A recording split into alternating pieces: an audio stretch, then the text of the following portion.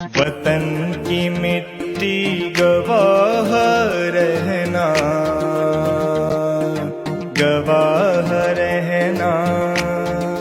हम ऐद करेंगे कि झूठ नहीं बोलेंगे, बेईमानी नहीं करेंगे, मिलावट नहीं करेंगे।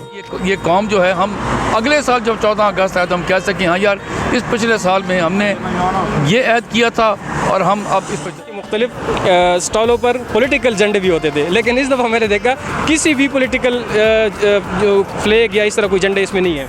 कि हम झंडे तो लगा देते हैं, फिर उनको वक्त पे उतारते नहीं हैं, फटने शुरू हो जाते। मैं तो सिर्फ फिर बार बार ये कह रहा हूँ कि हुकूमत को ऐसे इक़दाम करने चाहिए ताकि कौम इनके साथ खड़ी हो।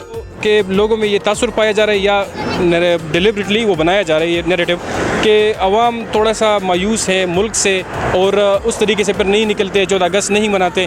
14 अगस्त आएगी तो देखेंगे इससे भी ज़्यादा लोग बाहर निकलेंगे। मायूसी किस चीज़ की? आप देखते हैं कि 2-3 दिन गुजर गए, झंडा उतार के घर में रखते हैं इसको। आप फटा हुआ झंडा अच्छा तो नहीं लगता।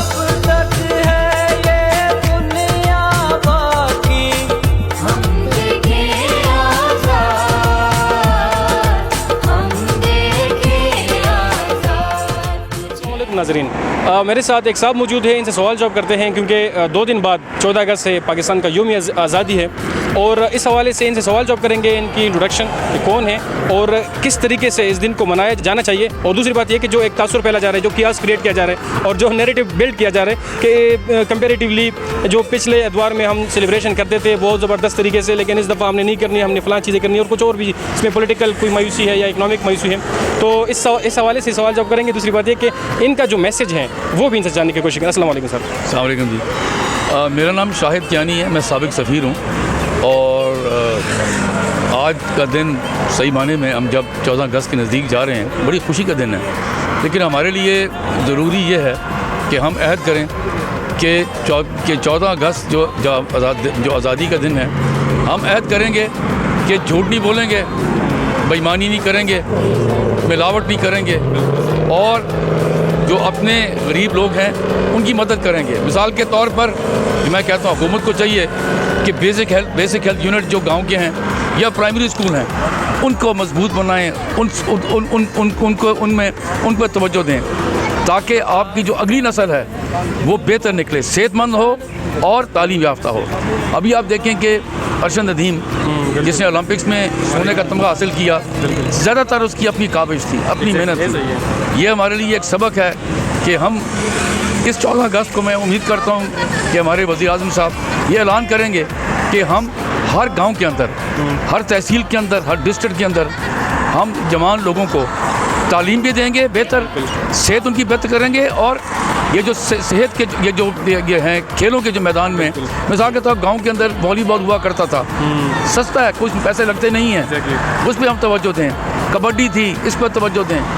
हॉकी, उस पर तवज्जो दें ताकि ये कौम जो है, हम अगले साल जब 14 अगस्त आए तो हम कह सकें हाँ यार इस पिछले साल में हमने ये ऐद किया था और हम अब इस पर चलना चाहते हैं। सर, जिस तरह आपने ऑफ द रिकॉर्ड बताया कि आपने पाकिस्तान के लिए सर्व की है मुख्तलिफ ममालिक में, तो एक तो खैर वो एक्सपीरियंस भी हमारे साथ शेयर करें कि जिस तरीके से फॉर एग्जाम्पल अगर आप बांग्लादेश में थे तो उस तरह कैसे आप लोग मनाते थे, क्योंकि एक तो फ़ौरन में होना मुल्क का फिर आज़ादी का दिन, तो वो फिर बाहर किस तरह मनाते थे? देखिए जी, हमेशा 14 अगस्त का दिन या 23 मार्च का दिन ये कौमी दिन है जिसके ऊपर सफारत खाने वाले सुबह सवेरे अपने सफारत खाने में इकट्ठे होते हैं, पाकिस्तानियों को भी बुलाते हैं, झंडा चढ़ाते हैं और फिर जो वज़ीर-ए-आज़म और सदर का जो पैगाम है वो पढ़ के सुनाते हैं। फिर एक चाय होती है, बातचीत करते हैं, उन लोगों के मसले मसाइल भी सुनते हैं और बड़ा ज़रूरी है कि जो अगर पाकिस्तानी कम्यूनिटी वहाँ आपकी है उसकी बात सुनी जाए।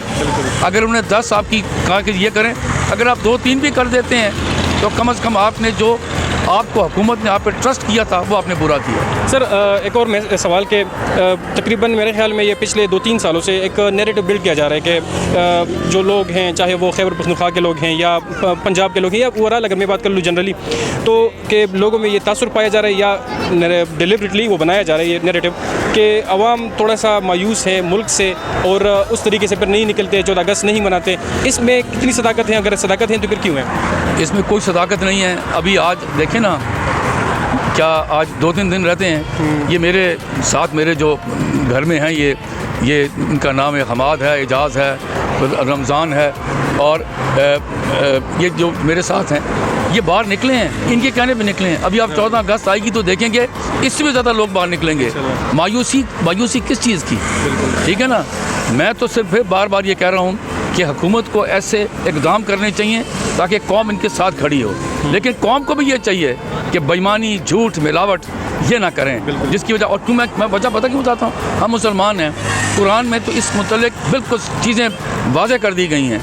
ठीक है ना। तो अगला 14 अगस्त हम खड़े और कहें कि हाँ यार ये वादा किया था पिछले साल, आज वहाँ पूरा कर रहे हैं। सर तकरीबन जब लास्ट रिव्यू में इस्लामाबाद में था और दारुल खिलाफा है, कैपिटल है, शहर इक़्तिदार है, तो यहाँ पर अक्सर ऐसा होता है कि जैसे ही 14 अगस्त का महीना शुरू हो जाते तो मुख्तलिफ बिल्डिंग पे वो मुख्तलिफ झंडे लगा दिए जाते हैं, लेकिन अभी मैं देख रहा था तकरीबन कंपेरेटिवली कम है।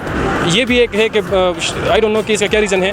और दूसरी बात ये कि जो हम देखते थे कि मुख्तलिफ स्टॉलों पर पॉलिटिकल झंडे भी होते थे, लेकिन इस दफ़ा मैंने देखा किसी भी पॉलिटिकल फ्लैग या इस तरह कोई झंडे इसमें नहीं है। देखिए जी, अगर सियासी झंडे अगर आपने किसी की पार्टियाँ लगानी है तो मेरे ख्याल के उस पर कोई ममानियत नहीं है। मेरा नहीं ख्याल कि हुकूमत ने लोगों को आज मत लगाएं आप, ऐसी बात नहीं है, लोगों ने नहीं लगाए।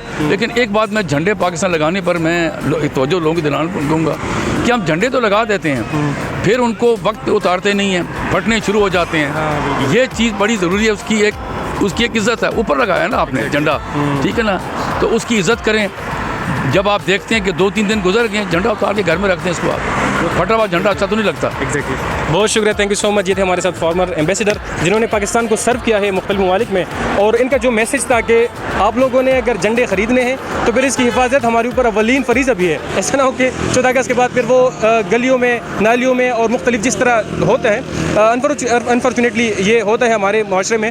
तो इस दफ़ा हम लोगों ने कोशिश करनी है कि जो झंडे हम ख़रीदते हैं इसको हम प्रॉपर तरीके से लगाएं, और अगर 14 अगस्त के बाद अगर आप लोगों ने उसको रखना है तो फिर उसको साफ़ तरीके से उसकी हिफाजत से शान हमारी तुझसे नाम